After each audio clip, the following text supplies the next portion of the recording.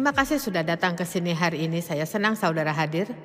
Saya sudah ajarkan keunggulan dan integritas, dan pada saat ini sebelum sesi berikutnya saya ingin bicarakan perselisihan, pentingnya kesatuan dan harmoni.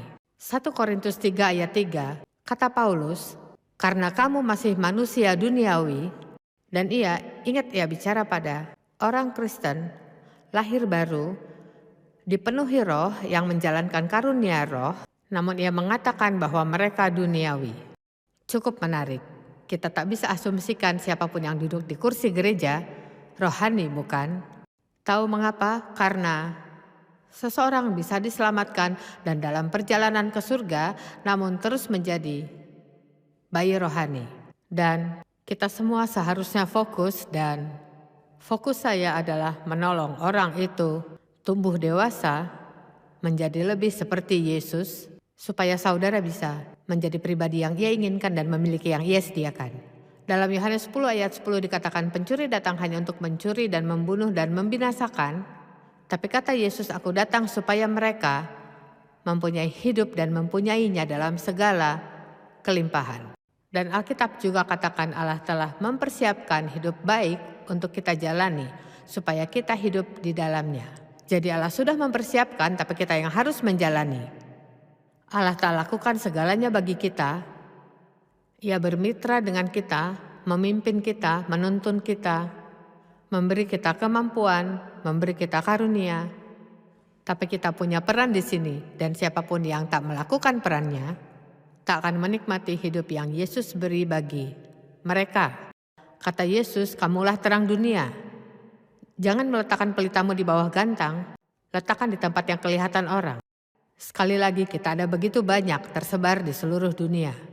Bisakah saudara bayangkan yang akan terjadi pada setiap orang yang mengaku dirinya Kristen, benar-benar bertindak Kristen?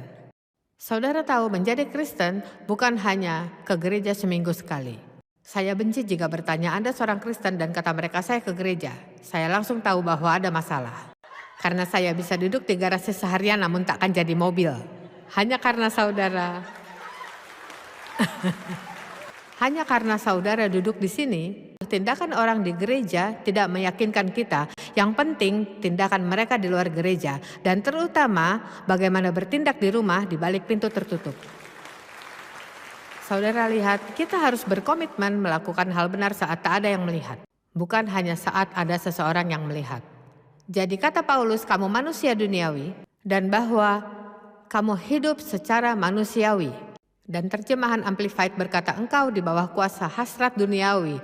Dengan kata lain, mereka ikut pikiran sendiri, mengikuti perasaan dan kehendak mereka.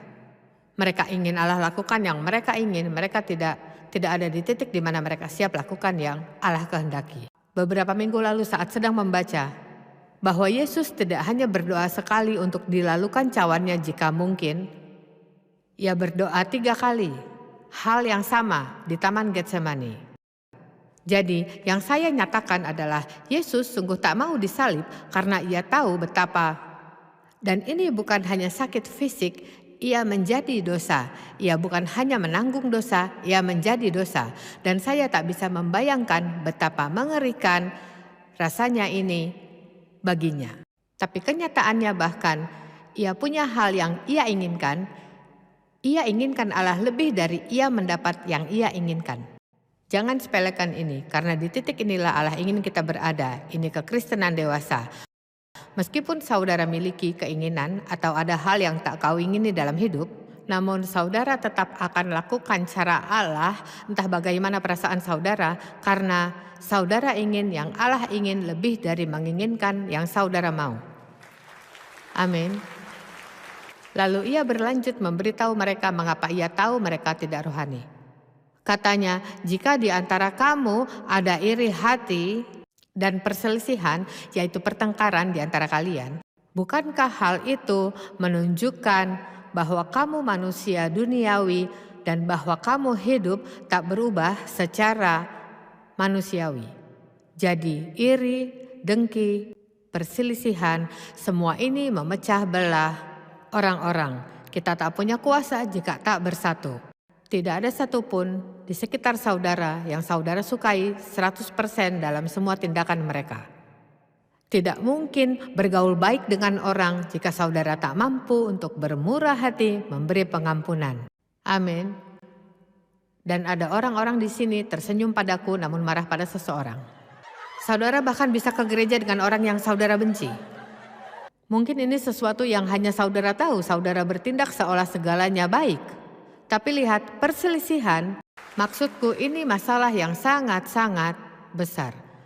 Ada begitu banyak orang yang marah pada seseorang, hingga saya sedikit banyak buat keputusan untuk tidak mengkhotbahkan sesuatu tanpa menyisipkan pesan tentang pengampunan. Karena Alkitab jelas berkata bahwa jika kita tidak mengampuni orang, Allah takkan mengampuni kita. Kita tampaknya mengabaikan itu. Ya Joyce, kau tak tahu yang mereka lakukan padaku. Ya, mungkin mereka tak pantas diampuni olehmu, kita pun tak pantas diampuni Allah. Lihat, Ia tak pernah minta kita lakukan apapun untuk orang lain yang belum Ia lakukan bagi kita. Dan lagi, Allah ampuni kita atas hal yang sama. Ia tak pernah menyerah bagi kita. Tapi jelas katanya, jika kau tidak ampuni orang lain, aku takkan mengampunimu. Jangan sampai ada penghalang antara saya dan Allah, saya memerlukannya dalam hidup. Dan saya perlu keberadaannya penuh, saya perlu dengar dari Allah, saya perlu dipimpin dan dibimbing Allah.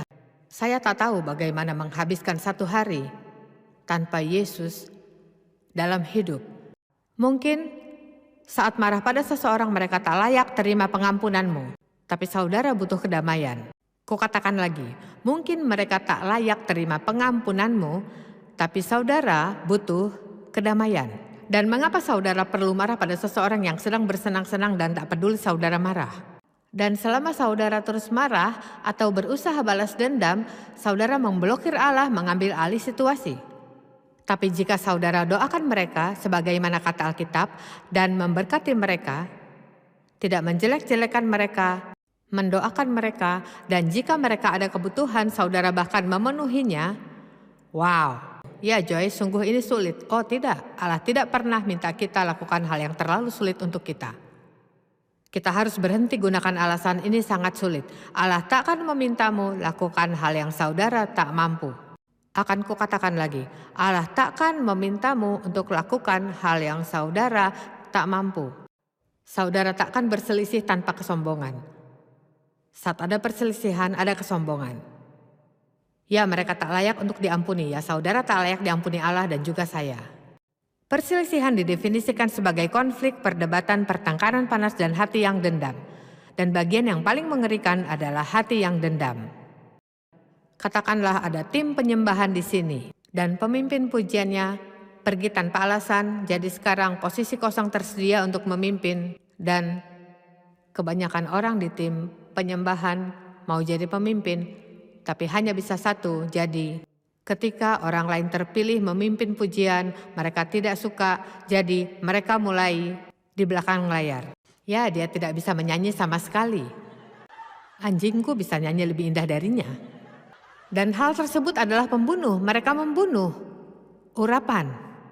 Jika seseorang tidak menghentikannya, saya ingin saudara jadi penghenti perselisihan.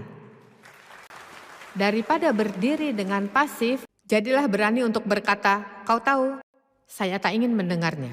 Atau, mari bicarakan hal yang positif. Atau, tahukah kau, kita juga tidak sempurna. Maksudku, ada hal yang bisa saudara katakan untuk membiarkan orang itu tahu saudara takkan terpengaruh itu.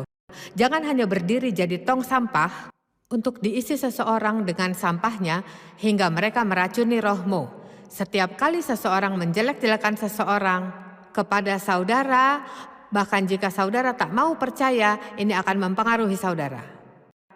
Di Matius 18, yang perlu kita pahami dan taati adalah dikatakan, apabila saudaramu berbuat dosa, tegurlah dia di bawah 4 mata. Tidak dikatakan untuk ceritakan ke orang lain, dikatakan datang ke saudaramu dan berurusan langsung dengannya.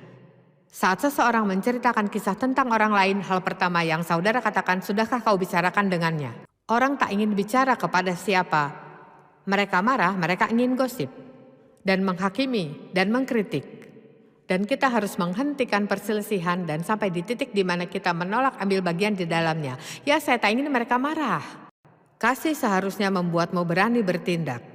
Maksudku, jika mengasihi seseorang, kadang saudara harus mau memberitahukan hal yang tak enak didengar. Amin. Jadi perselisihan, jauhkanlah perselisihan dari hidup. Kita bisa belajar tidak setuju dengan damai, melakukannya dengan penuh hormat. Semua orang punya hak memberi opini. Maksudku, setiap orang punya hak melakukan apa yang mereka ingin lakukan. Dan tak ada yang perlu merasa harus membicarakan tentangnya.